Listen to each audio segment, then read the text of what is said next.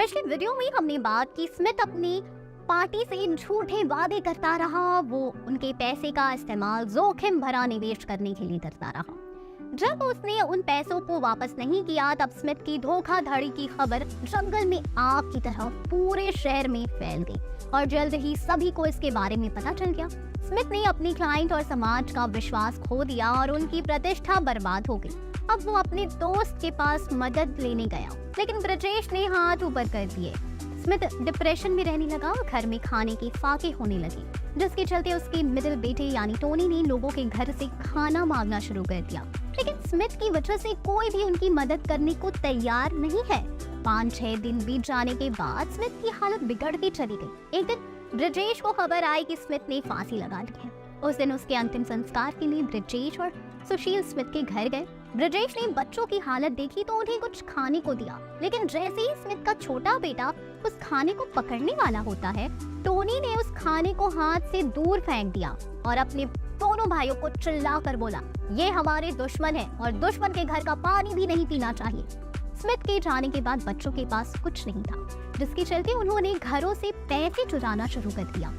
ये छोटी छोटी चोरियों ने उनके जीवन को समय के साथ एक गैंग में तब्दील कर दिया। वहीं दूसरी तरफ ब्रजेश ने अपने बेटे को बॉक्सिंग का महारत बनाया। आसपास के गांव में सुशील का नाम था, लोग उसे फाइट मास्टर के नाम से जानने लगे। 20 साल बाद ब्रजेश ने सुशील की शादी एक अच्छी लड़की से करा दी।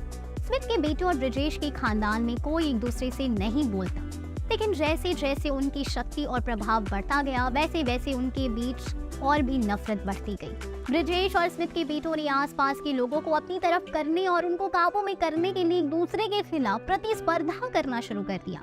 ये सुशील और ब्रजेश को बिल्कुल नहीं पसंद था।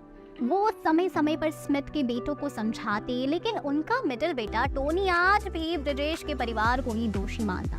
परिवारों के बीच इस तरह की नफरत एक पूर्ण विकसित युद्ध में बढ़ गई।